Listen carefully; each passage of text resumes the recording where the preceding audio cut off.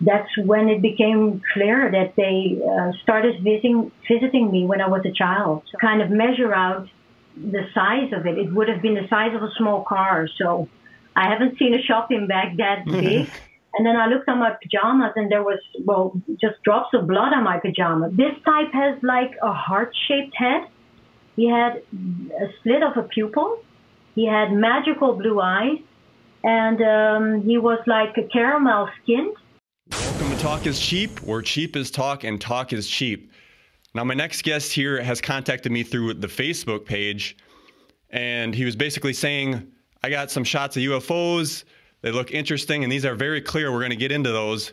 But when it didn't really strike me as being like mind-blowing, because when I hear a UFO, it's just like, you know, we've seen so many of them, you know, not that big of a deal. But his girlfriend, Susan, we'll talk to her later, has also had ET contact. Now, this is what really made me, boom, turn the light bulb in my head, because that is so exciting. We're getting the messages, and I really want to focus on that for this conversation. But we're going to talk about the UFOs first. He's got the clear photos. So joining me to talk about that is Ronald Dekker and Susan Aksoy. Thanks for joining me. Hello, Dan. Thank you for having us on your show. Thank you. You're from the Netherlands. I was going to say, joining us from the Netherlands, and you guys got your native language is Dutch, so you do actually a hell of a job talking in English, because most of everything you said made sense to me. I think there was only a couple times where it was like, didn't understand, yeah. but that's right. But that's great, because you guys, you know, that takes a lot of effort, and you know, to have two languages in your head and bounce back and forth. So go ahead, Ronald. Let's talk about the UFOs and show us your pictures, and let's get into this. Yeah, well, I shall keep it short, because it's a long story. I used to be a plane builder in Holland. I worked at Fokker Industries, and I know a lot about aeroplanes, how to be built, the materials used, the engines, everything. So in 2010, I had my first sighting above this house. It was a triangular ship, and when I saw it, it was about 30 meters above the house. I watched it, and I saw it wasn't conventional.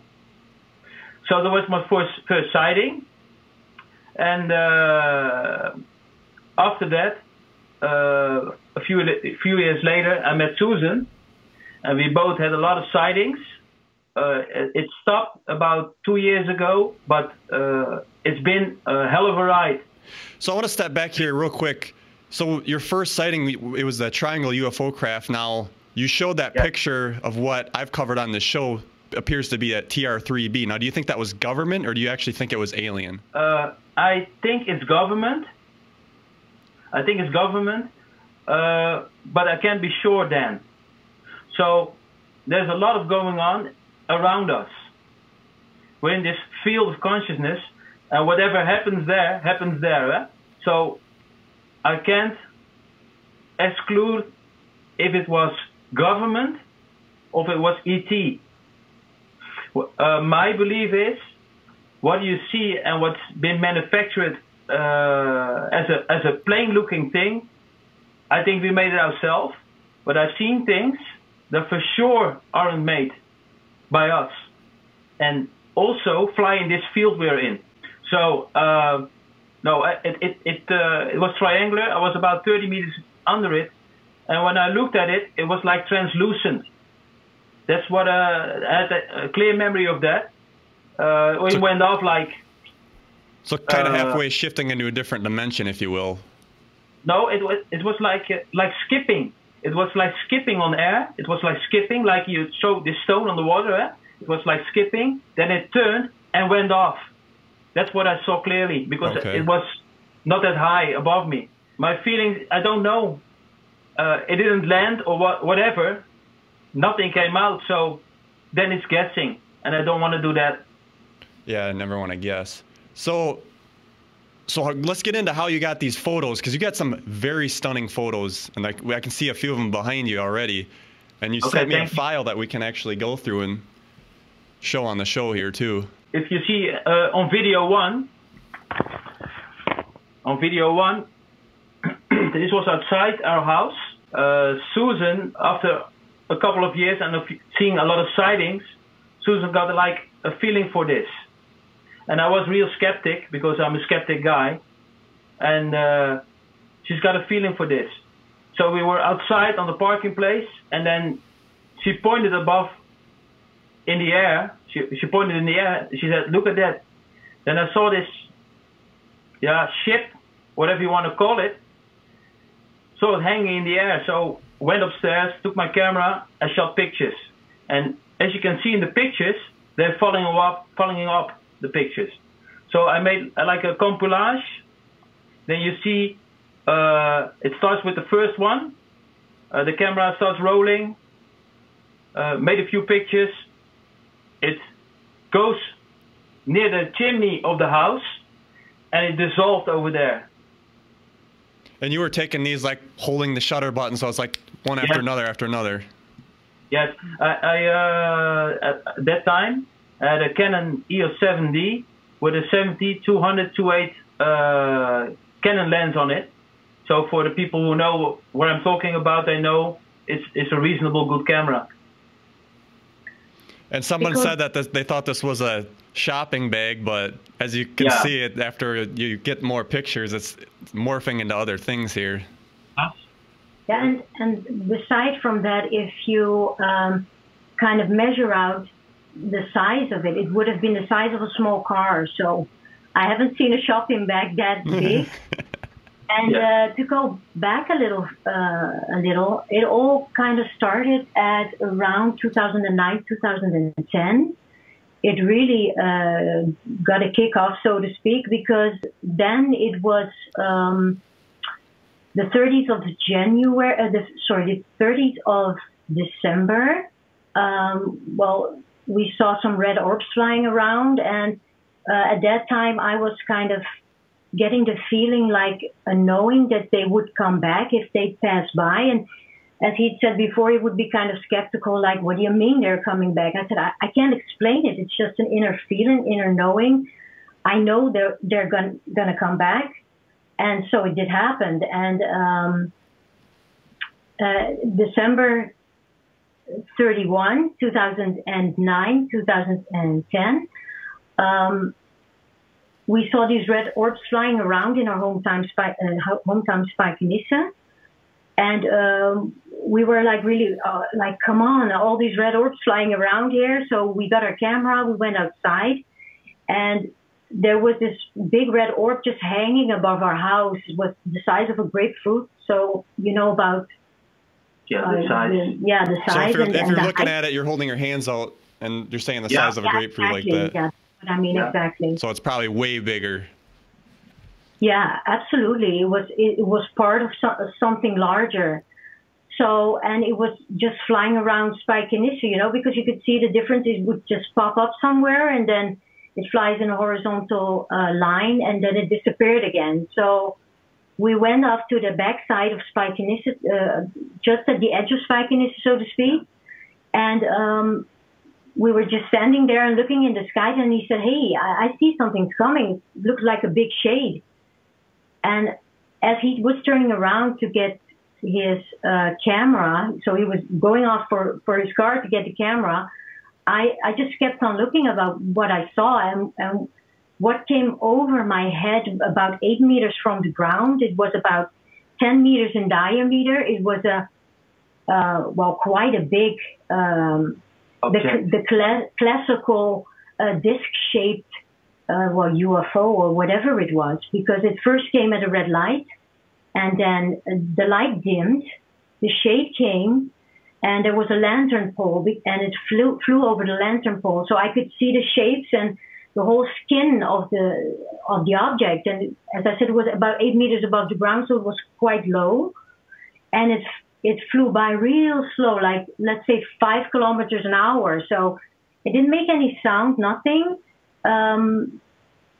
Well, that was a very exciting moment, of course. I was flabbergasted what just passed by, and it flew off, and that's when it actually started, like a form of contact, in the sense that it had a build-up. And I would get these feelings more often that something was going to pass by. And as he said, he was very skeptical in the beginning, and then after a while, he knew that if I'd say, well, they're going to come tonight, it would be so. Yeah. So he got his camera ready, and from that point off, we took a lot of pictures. Yeah, because it was actually a daily basis thing. It was starting to get normal for us to see UFOs on a daily basis, and they come in different size and shapes. Yeah. As you can see a little bit at the background, and what you can show to the viewers, because we don't believe that it's just extraterrestrial. It might be interdimensional, could be anything. I think we have to broaden our minds in this subject, because I think there's a whole range of entities that are possible to make themselves known in different shapes or travel in different forms, because we've seen it morph. So right, is this video 2 that you're talking about? Sorry? Is this video 2 that you're talking about? Yes, that's why it activated me when Mr. Bigelow said, "Don't think in nuts and bolts." Then I knew it. I saw the video. I saw the Tom DeLonge thing, and they showed the warplane following this object. And Mr. Bigelow talked about the nuts and bolts thing. Then I knew he knew. So it was the opposite, because I know we've seen these things up close, and some of these objects aren't in the material. Maybe they can materialize, but as they move through the air, it doesn't seem to have any conventional explaining. There's no conventional explaining. That's why I sometimes get annoyed, because the researchers who do this work, it's always referred to airplane pilots, people who work with airplanes or whatever. But if you never have seen these things, what's your reference worth? Nothing. They say it's swamp gas. Don't worry about it. Yeah, we'll see that. You can see that on the pictures. That is swamp gas. It shape shifts in the air. Especially the first one you showed. You can see it. The second one was on a night. I was sitting behind my computer, and in the corner of my eye, I saw this red orb flying above the rooftop of the neighbors. And I had my camera next to me. At that time, I had the EOS 7D with the 300-2.8 Sigma lens. And I took 2 through the window. And I know through a window, you can do whatever you want with it. Then I ran upstairs, opened the window of the rooftop, and I made 3 pictures of that. So there's a little bit stretching of time, because the camera has to focus on it. There's a little bit delay, but especially at the last picture, if you look real close at the end, you can look into the object. That's why when the video starts, I show you this fetus with the kid in it, with the baby in it. That's the way how you should look at these things. They're like translucent, like plasmatic kind. That's the way you should look at it. Right, and then these you believe are like living entities, not so much of a solid ship, if you will, more of a plasma being. Maybe they can shapeshift in other forms. Who knows? I think it depends on what entity or energy these beings are, because, you know, everybody's using the word ET. I think it's broader than that. It might be inter or extra dimensional. Who knows? I think it varies. It's a range of things. It has to do with maybe energy points on the world, or portals that's being opened. So I think it varies on what people see. We humans always try to extend it to somewhere else, but I don't believe that. This is a consciousness field, and I think it's all happening here. And if you want to call it ET or whatever, it's probably true because people live that. But I think these things come from this place we're in. We think we're special, and we think we have everything under control, but before time, we know nothing. So I think these beings were here before we were. Right. That's what I think. Yeah, because you can even see that in the old, Egyptian hieroglyphs, or they got, spacemen drawn on their wall and stuff like that. And I'm sure they actually had a take in our seeding on this planet, if you will, being, developed here. Yeah. Yeah. I think in that time, people were less conditioned.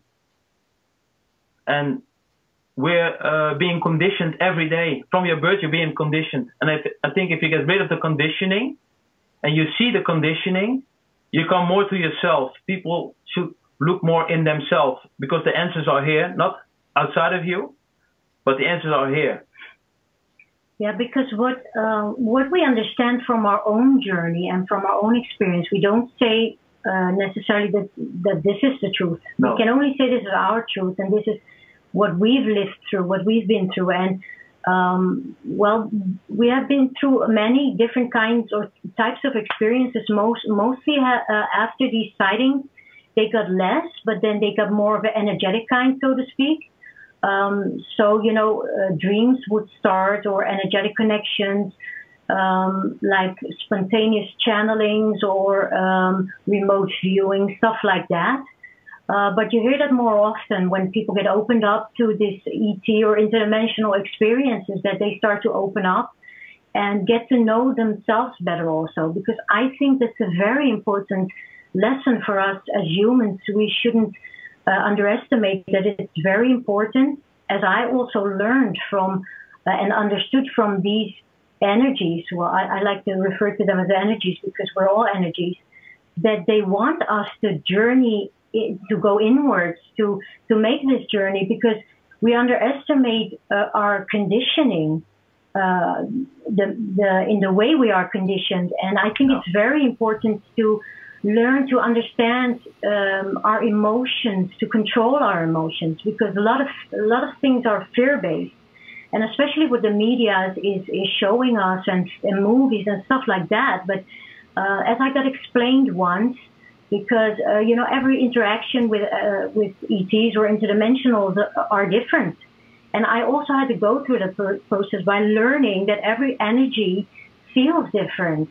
And that's a process for us all, and it's something we can all learn and start to experience if we open up for these things.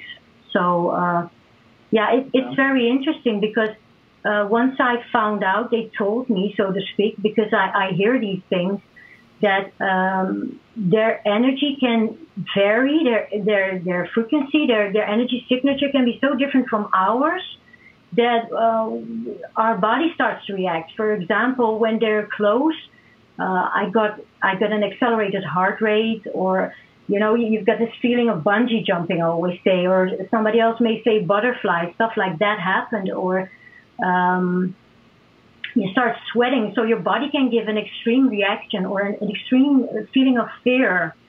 But once I got the explanation that can be normal, that doesn't mean at all that they have evil intentions, and that's very misunderstood. And I think that's a shame, because a lot of people, when they get these feelings, they turn it like, oh, they're evil, or oh, I felt such extreme fear, so they must have bad intentions with us. And I think that's a very big misunderstanding, because that has to do with their different energy. Their energy is so different from us that we're not used to it, so our body starts reacting. For example, the night we've got like they were knocking at our door, so to speak.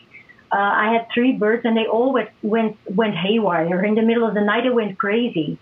And, I knew that they were here, so to speak, because sometimes you get a smell also, like a burnt rubber or burnt oil smell. I think it also varies about who's knocking at your door. That's weird about the burnt rubber smell, though, because I'm wondering if that's just the odor they give off or something. Well, I heard different stories, because you start to contact people with similar experiences, or people who are known in this field, and one says, well, it has to do with, like you say, it's their odor, or somebody else once said it has to do with their interdimensionally coming into our reality, so that gives off a certain smell. So I heard different stories about it. I can't actually explain why that is, but that is a form of making known to us that they're here. So, let's go through this. So when did you start having contact, Susan? Well, as I started my regression, that was about 7 years ago, after we had so many sightings. I wanted to do regression because when they start, making themselves known to us, let's put it that way, or come in contact with us, and that can be in various ways. I started to have these feelings and experiences again, as I had as a child, a young child, and I could never explain it. I was always very fearful, and I knew there was someone in the room, and I got carried away, literally carried away, and I didn't know what was happening, and there was heavenly shaking, and all kinds of stuff can happen to you, to your body or to your energy.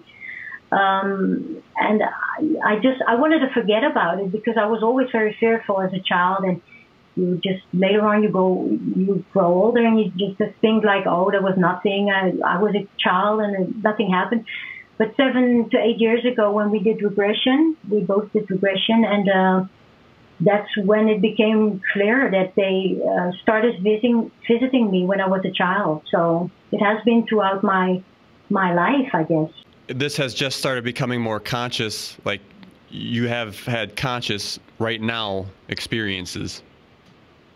Yeah, it's always in a subtle way, because it's once I heard I heard an interview on your show, and he said, well, the most people I talk to who have experiences with other ETs or energies, it's always small pieces of the puzzle, and that's exactly true, because there are a lot of people who have direct contact, like, for example, Susan Hansen is, I think, a well-known story that she has an interesting interaction with the Greys.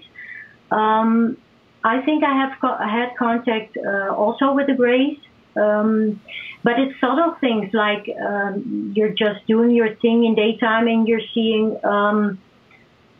how can I explain this? Like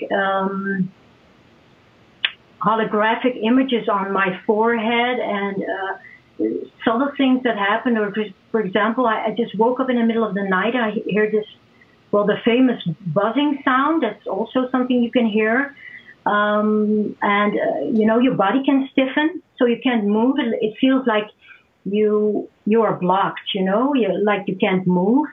And I saw a bright white light around me, and it was in the middle of the night, and one was sleeping, and I felt something on my nose. So I was just looking at my hands, and I saw it was blood, and I was like, okay. And then I blacked out, and that morning I woke up.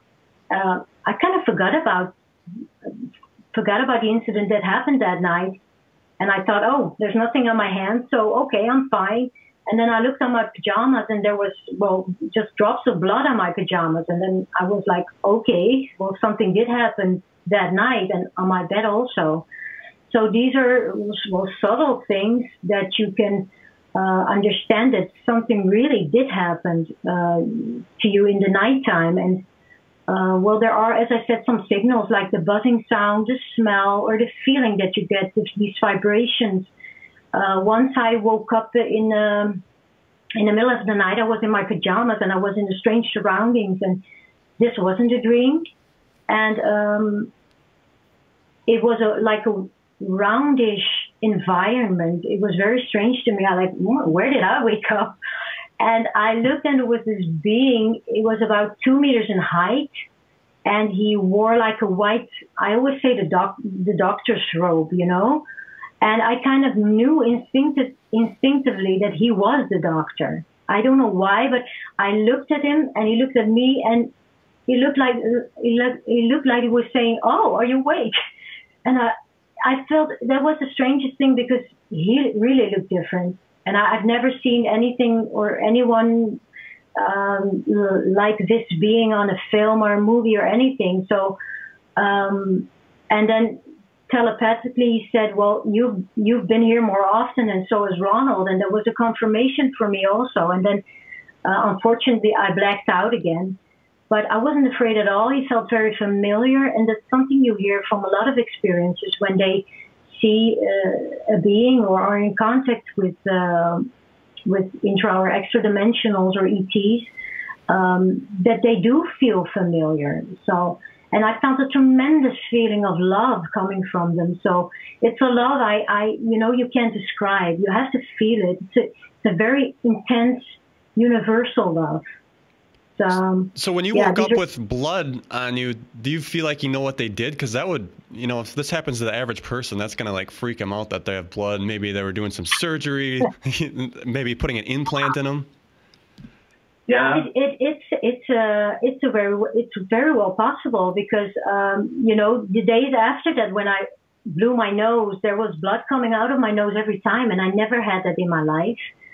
So, something definitely happens in the nighttime, and mostly it's like they don't want you to remember, because when I was in my regressions, most of the time the same things happened, like getting afraid and your body stiffens, or you feel like you're getting blown up, stuff like that. Really weird things, like, even the regression therapists, if they're not into these things, they can't explain. Things like that happen, but usually they don't want you to remember it, or they don't want you to see it, because I think they're also afraid of your reaction, because, our human reaction can be very extreme to something that looks different. And you think about this, and then you see the cattle mutilations, you see all these things, and it's very fearful. But if we look at ourselves as a human race, we eat meat, man. Did you see the butcher shop? Yeah. I mean, if they take a cow, let's take the cow. Please take the cow. It's okay. Yeah. They just, maybe they're curious, and they make experiments with it. But what do we do ourselves? I think it's part of the universe to try to understand things. And I think it's the same with these beings. Maybe we are family, we're related, and they experiment on us. But look around you. It's all about that. Trying to find our way back, try to recognize things, doing experiments. What are we doing with our DNA? Come on, these are all experiments. So we can blame them, but we better look at ourselves, what we're doing. Right. Because you used it when we were talking earlier, you said, well, they take a few cows here and there, but we, butcher the whole slaughter. So, that's what I mean. And we eat it. Yeah. So a gray has a small mouth, then maybe they have enough for one cow then. But we never have enough on this planet, huh? We never have enough. Well, it's after these experiences, I think also a very important message for ourselves is because, after a while, seeing less UFOs, you start to wonder, like, okay, why aren't they coming again? They do, but sometimes you don't realize. But you mean like literally see them? Because I do think it's a message of people waking up to understand that there's more than just meets the eye. And I think they want us to go inward. The whole media, everything is set up for humans to go outwards, to look your pleasure or, everything outwards, going to the movies, staying at internet, video games and stuff like that. But what we tend to forget or for example, look up to other people, expect our governments or singers, or it doesn't matter who wants to come out with certain stuff. It doesn't matter who it is. I mean, we start to have to go inwards to look at our own experience, talk about it with people, because we always externalize things. And I think their message to us is grow up. Because, we're not spiritually evolved enough, I think, to even communicate or on an equal level with a lot of entities or energies. I think their message to us, the main message is to learn to understand ourselves, why we feel what we feel, why we act, how we do the fight and flight mode. We have to get rid of these things because it's very primitive, actually, when you think about it. And, not to be scared and yeah, to go inward and to see what we can find out about ourselves, and so we can spiritually and emotionally evolve. So there can be an equal, better relationship and understanding between other energies. That's what I think. Only to dismantle, we can evolve as human beings. If you take more to us, telephones, Hollywood, all these things, they're not bad. But keep in mind, it's a projection outside of you. You got to go inside if you want to experience other things. That's it. And we're all connected, but we're divided in this field because we're all looking for distraction. It's like we're all seeking for the way back. Yeah. And it's interesting. What's an interesting example? We talked about it today. It's like the Tower of Babel, you know? Yes. It's interesting because they want to throw sand in our eyes, and then suddenly this guy appears or that woman comes on the television, you know? She's going to disclose, he's going to disclose. Forget about it. Yeah. We have to do the job. You, Dan. We do. I mean, the neighbor. It could be anyone. But we have to be open-minded and, you know, to want to speak about this subject. Because, for example, in Holland here, it's still kind of taboo to talk about these things. And when you talk about aliens or flying saucers or whatever, it's a very taboo subject. And I think the only people who can disclose are we. Are we the people? And we shouldn't wait for our governments or anyone to disclose. I think that's putting sand in our eyes. We have to do it ourselves. That's what I do believe. You know, and I think it's happening already, but the problem is, you know, to get that technology out, that, you know, the average person's going to have to figure that out, you know, make it like worldwide so they can't hush it up like they've been doing with these patents and shutting everything down. Yeah, but we do it ourselves. You know, one politician said, and I still remember that, he said, we have to get the magic back to the party. Oh, you have to get the magic back. Okay, we lost the magic. And that's what they do. Grant talks about this, about the magicians.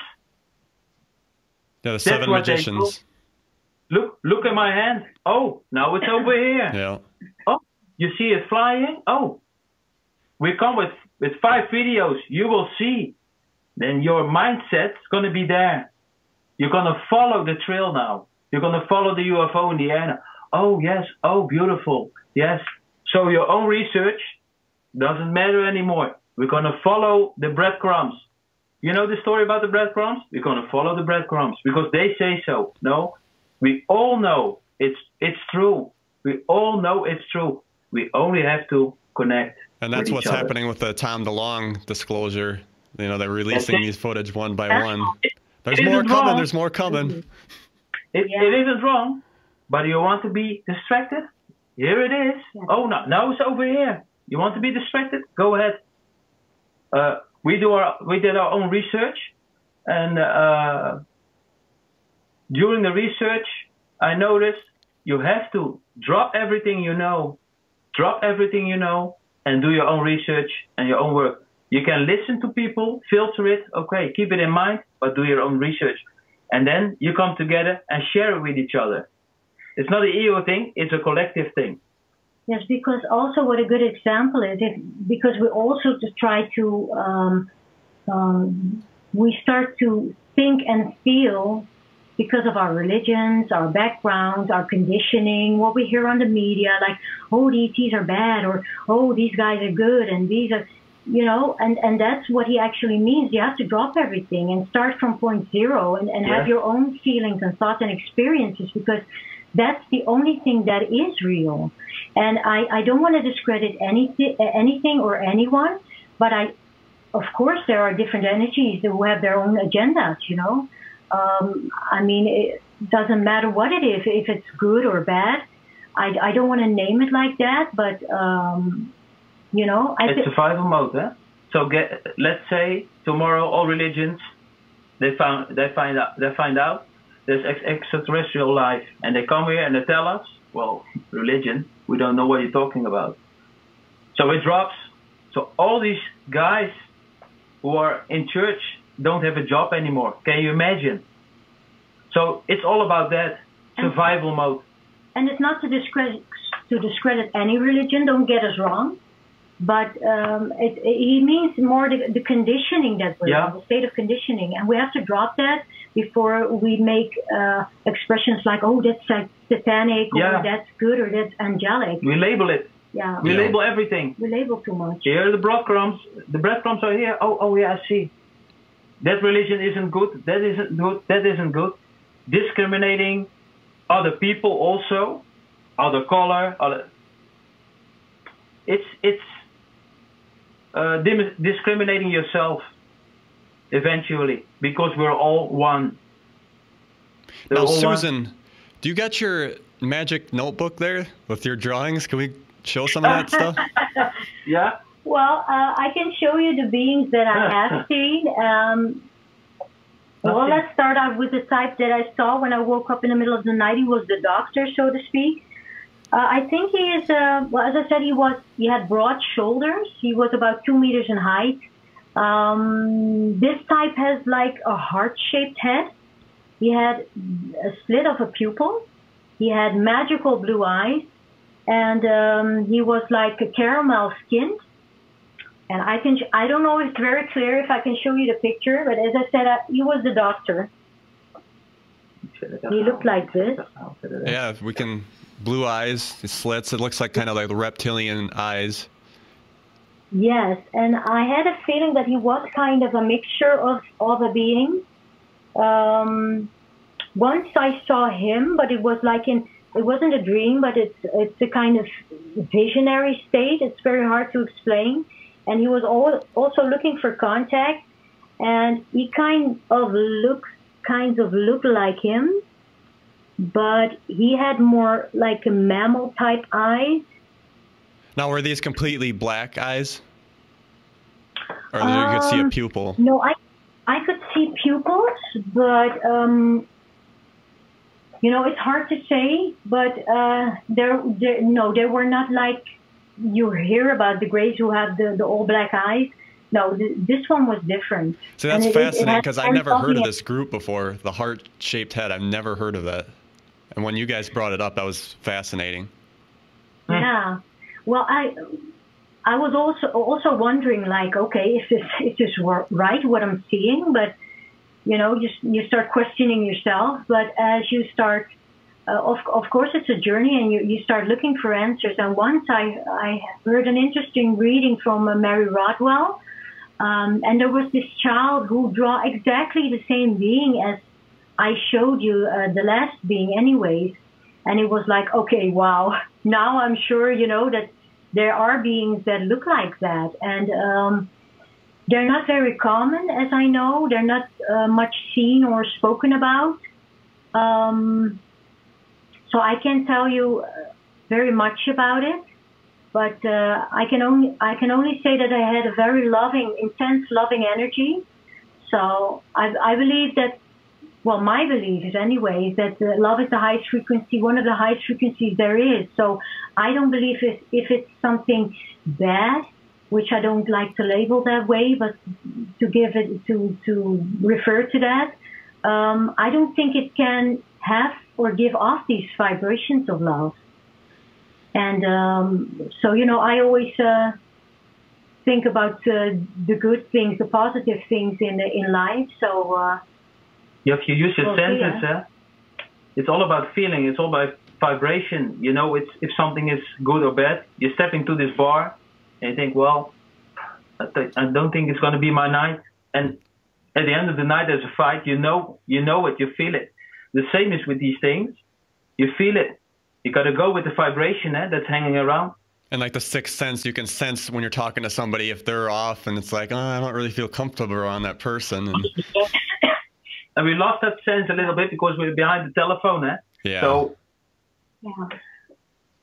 Well, and it's also interesting. I think most people can. I think a lot of people can agree to that. When this ET contact started, we both started opening up more. So our, like you just said, our sixth sense started developing more, and you know, it's a combination of just inner knowing and hearing things, seeing things in your mind's eye, and also like a channeling connection with energies or your guides or however you want to call it. And sometimes dreams, giving explanations, having visions of the future. And I do think that's changeable. It depends on how the frequency or the level of energy is in this world at this moment, where people stand, if something comes to pass. But yeah, because you said you had a vision that Hillary Clinton was going to win the election, right? Yeah, even that was years ago. I saw her on the news for some reason, I don't know what, and there wasn't even mentioning of her being president. Eh? Yeah, of going through the elections. So I saw her face and I said, okay, she's going to be the next president. It's kind of like a knowing, like you hear these things. And well, eventually at the last, well, I don't want to say last moment, but the tables had turned. So she didn't, I think luckily she didn't become president. Thank God. I was hoping on that election night, I was like, don't let her get it. I was like, please, I'm so sick of the enslavement. Yeah. Well, anyways, it says something about the energy that it's changing, and I think we can do a lot. And you're doing a great job, Dan. Thank you so much for helping people evolve and think about material, you know? Yeah. So these visions come by once in a while, and as I say, sometimes it can be like pieces of a puzzle. They spoon feed you. They give you a little every time, and then like bam, it falls together. Like the puzzle falls together, and then you see the big picture, and it's like, okay, so that's what's going to happen, or that's what. But I also believe that it depends on which race or which entities you are in contact with. I do believe that because I hear a lot of different stories. Like, for example, if somebody has contact with, well, let's say Pleiadians or other races, and they might say something else than, for example, a gray race tells you, or other races might tell. So I think... yeah, many different races with many different agendas. Now, did you actually get any clear message about your, contact? Did they have something that you were supposed to say or do? Well, that's an interesting thought. It's funny because there were three important things that was very clear to me that I got as a message, and that is to forgive.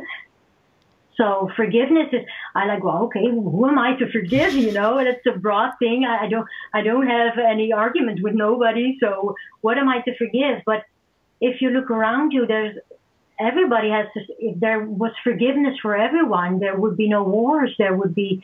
Everybody would be happy, and there wouldn't be any problems in the world. So I do think that's a big piece. It might sound very simple, but forgiveness, it sounds simple, but it isn't so simple as we can see about the things that are happening around the world. To spread love, because I do think that's one of the highest frequencies in order to, if you can go inwards and find the love for yourself, you can give that to others and show that to others, so others can be example for others. So, and to talk about the extraterrestrials. So those were actually the three kinds of messages that I got that stood out. And well, during time, as I understand, to come back to that again, is to go inwards and to think about what we can do for ourselves and for our neighbors. Yeah. Now, you guys made a couple documentaries, one being Doorways and the other one Frequency. On your Frequency documentary, Corey van der Linden, she talks about her experience and how her contacts say that we are slaves on this planet and they're going to do something about it. So I thought that was interesting. Then she said we're going to go have war for a short period of time. And she talked about ETs evacuating 3 million people in 15 minutes, which I was like, whoa. Yeah. Yeah, well, it's interesting because she had, she saw a huge craft or ship, however you want to call it. I think about two football fields. and she was with her daughter, and she said like it was like time stood still, you know, and there was this blue light coming out of this object, and they got picked up. Later on, when she had regression because she forgot most of the part what happened, it turned out that it was the grays or different types of grays, and they told her this. So, but that was, I think, about 20 years ago or something like that. Yeah. So again, I think it's all about time, and time is changeable. So, for example, what's been said 20 years ago can change in this time span because the frequency, the energy is different. I think it depends on how things evolve, how we evolve. I think it depends on that. And but I have to be honest, I also had visions about a war in Europe, a coming war in Europe. And I do think, well, you know, if you look and listen to the news also, it's kind of heading that way because they want to distort everything in Europe, because all the refugees are coming in and people from Africa are coming in. So they're also looking for a better life, which I understand. But the whole climate in Europe is changing, very much so. And, you know, they don't show it too much on the news, and that things are happening that had happened in Germany, for example, in New Year's Eve, the women got bothered and stuff like that. So they want to sweep it under the rug. They don't want to talk about it too much. But anyways, that's what they want. Yeah, they want it to fall apart. They want the system to, you know, so they can bring in the martial law. Yeah. What's also interesting, Corey talks about this in the documentary.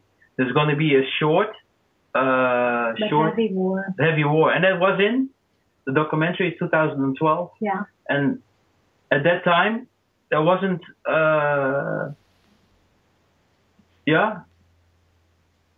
just switch. Yes, the towers just were attacked, something like that at that time. But she saw it coming. She saw it coming in Europe. What's happening now in the Middle East? She already saw it. I also saw a form of evacuation, but you know, I don't know if it's the soul leaving the body or literally going somewhere. Yeah. You know. Because when she talked, she said 3 million people, and there's 9 billion. That's kind of going to freak people out. Then. Yeah.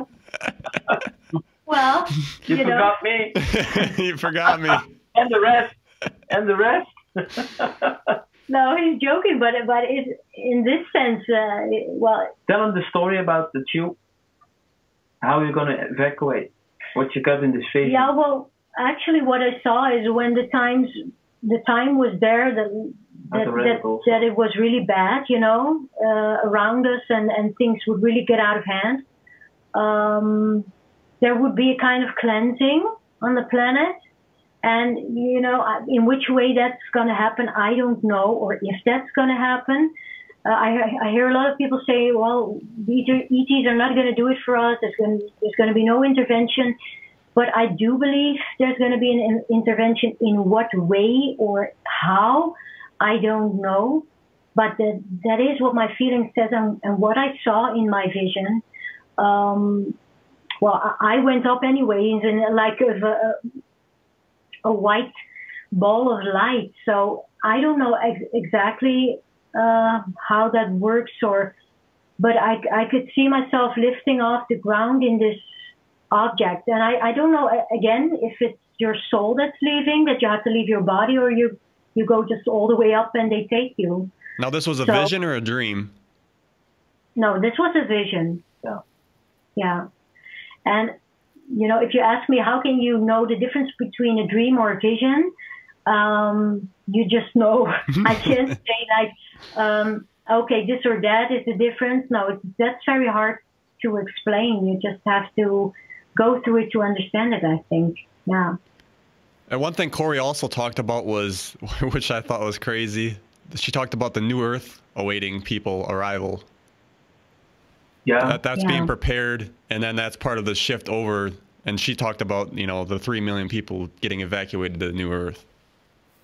I think it also has to do with, you know, you hear a lot of stories that women get abducted or taken or participating, however you want to call it, from the Grace experiments or other ET's experiments, from taking their eggs and or from men the sperm and then having making mixed babies or hybrids.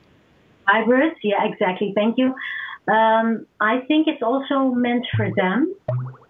But that's what I understand from the whole situation. So, yeah, it's difficult to say, but I think it's more likely that it's meant for them. Yeah. So now, Ronald, have you ever had any conscious experiences like Susan here that you can remember? I had one here in the bed. I was lying on my back, and I saw this on the end of my bed. I saw this light, like a ball of light, and I awoke about. I got awakened by that. So I looked into the light, and then the whole bed started to shake. And I was living with another woman that time. It's about 14 years ago. And she awoke, said, "What the hell are you doing?" I said, "Look, I'm lying on my back. Did you see that white light?" "No, I didn't see it." So I woke up, I opened the window, I saw this white light shooting over the rooftops, and it went away. So that was one of my experiences I had consciously, that I saw this ball of light hanging at the end of my bed. Wow, and that's what makes it so real when you finally see it with your own eyes and not, you know. I couldn't move, nothing, but I saw it. You were paralyzed. Yeah, I couldn't do anything. And people talk about sleep paralysis and things like that. Well, my camera doesn't lie about the paralysis, although. There's no paralysis in my camera. So I know it's real. I know it's real. I know it's real. Yeah. And then, so Corey also touched upon, Susan, that you were supposed to, small trips await you in a ship. Now, have those happened yet? Obviously, they haven't been conscious, but. Yeah, well, once actually, when I woke up in the middle of the night and I saw the doctor. Well, I saw kind of windows, like they were everything was round, like round shapes. And I looked outside and it was dark and I saw the stars. So I was like, okay, I'm not in my bed. That's one thing for sure. If I was in a craft somewhere, I don't know. But it felt like you were in outer space, maybe? Well, it looked like it because I was very conscious. I could see everything. I could see like things lying on a shelf, things I've never seen before, weird things.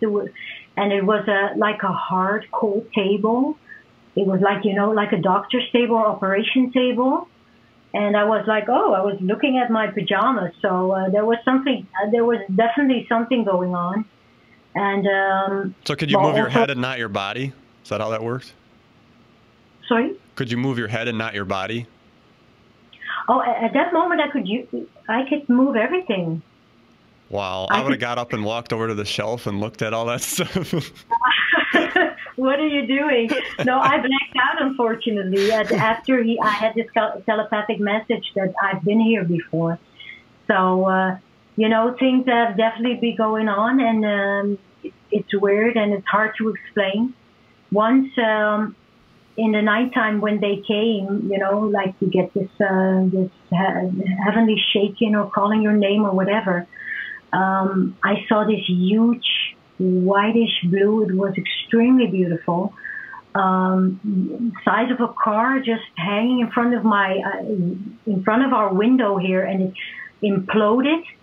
And while it imploded, it lit the whole street, the whole block here. And it was like, whoa. And Ronald said, what was that? And he said, is that thunder? I said, no, they were just hanging around here. And then it imploded, and that's what made the whole block lit up. So yeah, with more of these experiences, the first time we both saw a UFO over here, her first experience, I had the triangle. We saw this red light flying, and she said, "What's that? Is that a plane?" So we looked outside. I said, "No, it's not. I don't see boarding lights. Nothing." Then we went upstairs, opened the window, and watched. So it was flying, and then it stopped. It started to pulsate. Then whoop, it disappeared. So she screamed. That was my first I was sighting, deaf. by the way. I was deaf at that moment. That was her first sighting, but that was really crazy, really crazy. And there's one more thing. She was on her way from her mother back home. And then she called me. She said to me, "I see this red orb flying," and she was like standing for the traffic lights. I said, "Okay, observe it. Where are you?" She said, "I'm here. Yeah, I know you're here. But where are you in this town?" So I went upstairs to look, but I didn't see it.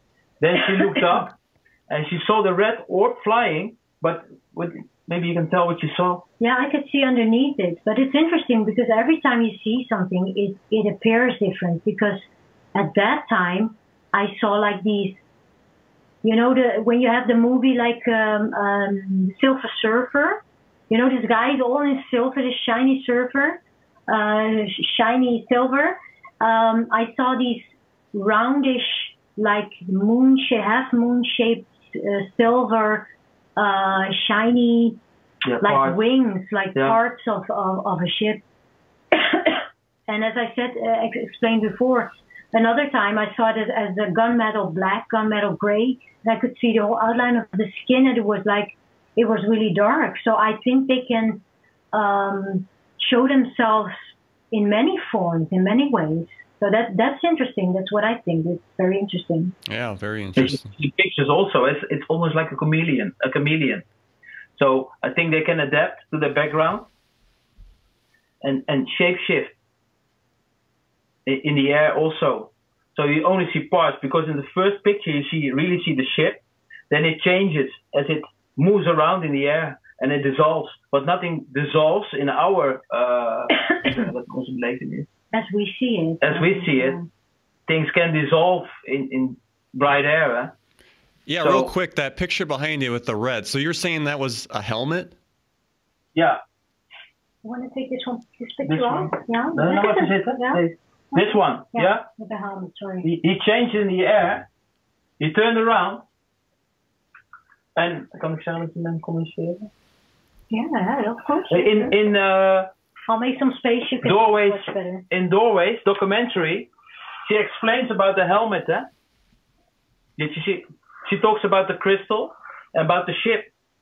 So what we think, it's like a symbiotic state. The ship is in symbiosis with these beings. They travel with each other. That's what I think. That's what I think. It's not we're on Earth try to develop like a saucer-shaped thing where we can sit in and we can move ourselves. But I think these beings are more evolved, so they work with each other. Like in the sea, you see a lot of examples you see in the sea. The symbiotic states of animals. You have the anemone. With the parrot fish, with the small fish, they hide and protect themselves. It's like symbiosis, and I think they can communicate with the ship. I think the ship is also a living entity. That's what I think. I don't think it's nuts and bolts. I think they're working together to move from here to whatever, or move from frequency to frequency, because I don't really believe in distances. It's the body we're in, and we talk about distances. It's the material. But I think when you go into another dimension, distance I don't think it's an option. It's relative. Irrelevant. Well, what is interesting is because I as I told before, I started opening up, started channeling, and if you have to believe your own channelings, because it's always hard, in the beginning, a form of communication started. Because also, don't underestimate this. I want to say this to everybody. for example, if you're watching a movie or you're looking at television or something, you see something on the internet, you can pull in this energy. So I experimented with that a few times in the beginning because it's very interesting. Something new opens up for you. Be careful with that. That's first thing I want to say, because you know, sometimes it's integrated in certain movies to put you in a fearful state. Yeah, well, also, or to bring in certain energies into your house. So, but what I was trying to say, sorry, I was wandering off. I was making contact with this energy because when you look closely to the pictures, you can definitely see that it's a face and it looks like a guy with a helmet on.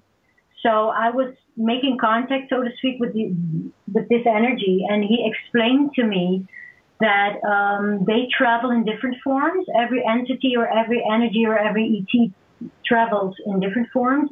It depends on which state of dimension they're from. Like, for example, we're third dimension, and it could be fifth, sixth, or seventh dimension. And like he was explaining to me that this, I don't want to say craft, but this energy vehicle he was in, it was in symbiosis with this energy. And he said it communicated through the helmet. And I said, there's a stone on your helmet because I could see it in my third eye. And he said, yeah, that's the way of communicating with his thought form through this energy by traveling into the air, try to travel into our airspace. So I think there are a lot of things going on that we can't grasp. We don't understand yet because we're not there yet. And that's way up there. So, I mean, if you're saying that somebody's head, that's, you know, you're talking massive head. Well, that's a blow-up picture. I mean, it's blown up. More like this, More like this. I blew it up. Yeah. It was really weird. But yeah, what's not? I don't think you've seen this one.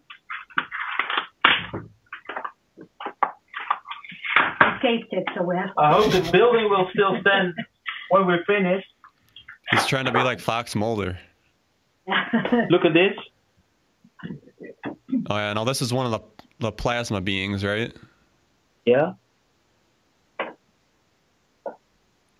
So it looks very kind of like smoky, hazy. Yeah. Yeah, and it's. I mean, people always say. There's always fuzzy and blurry pictures, but that's one of the. Your photos are some of the clearest I've seen. Okay, thank you. Yeah. Well, it's not up to me. It's up to my camera at the moment. Tell them to come down and do a photo shoot in your room. You'll have everything set up, and they can do an interview with you.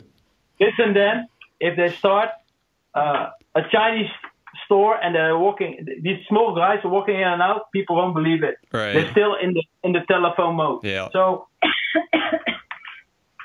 but I definitely think it helps for people that are, you know, ready. They're going to be receptive to it, and I think, you know, now that we're starting to get more of a disclosure from the government, it's starting to wake the average Joe up.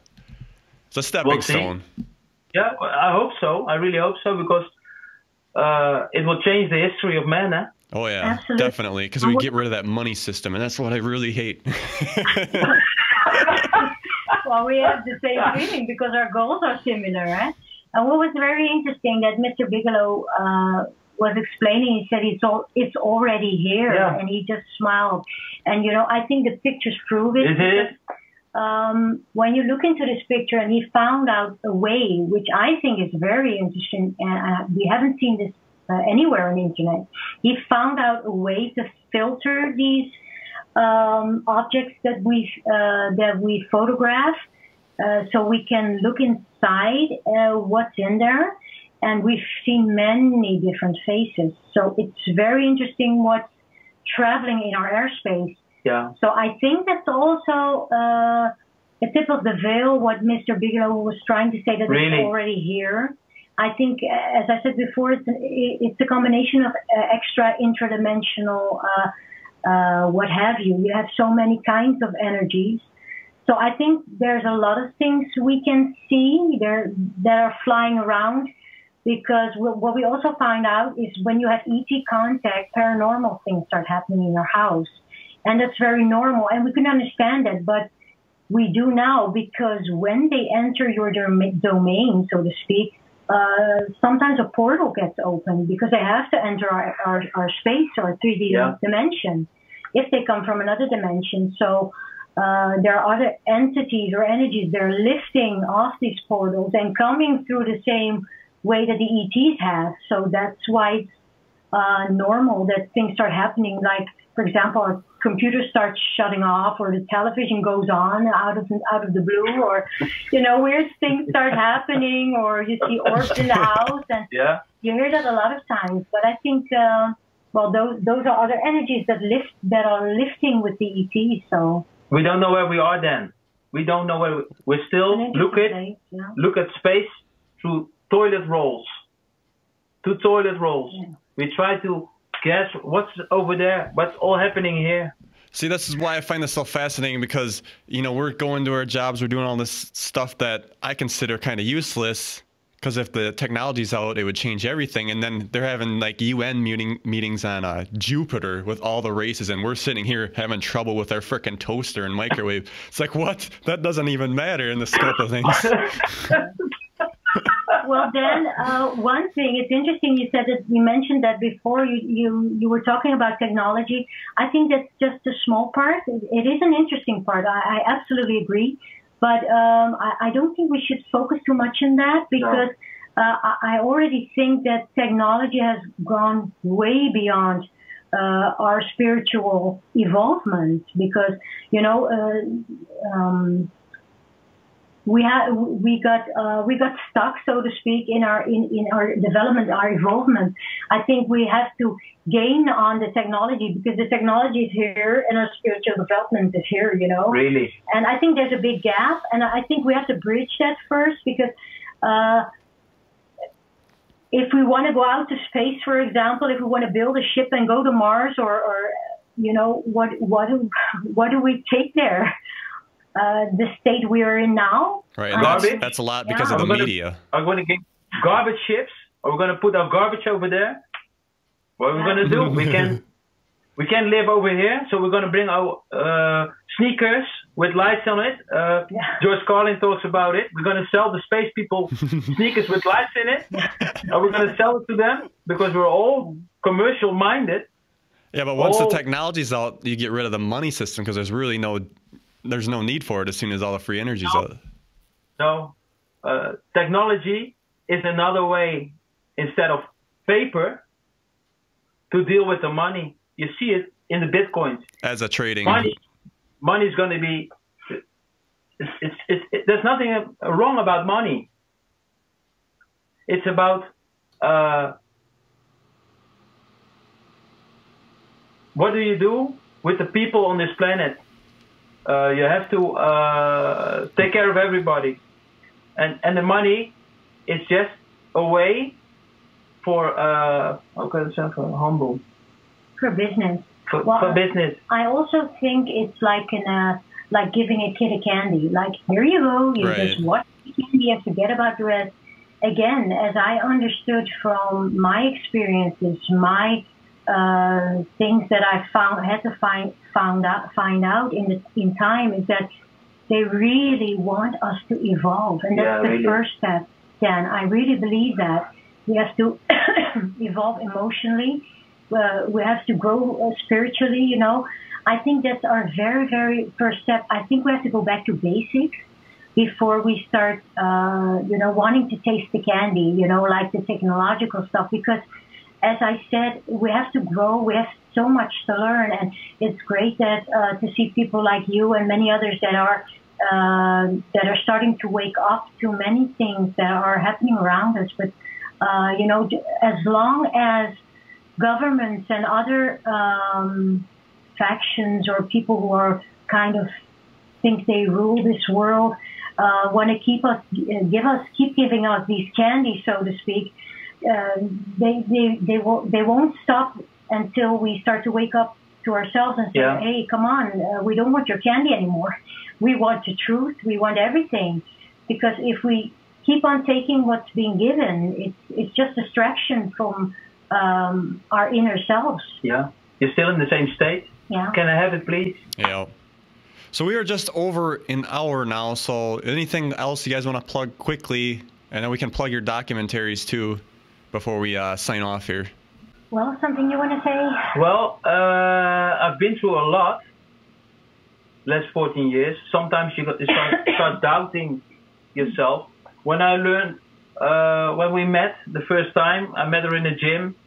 In that frequency we were then. Training, the body has to evolve and see how she made that development is unbelievable. If I was a stranger, I wouldn't believe it, but I lived it.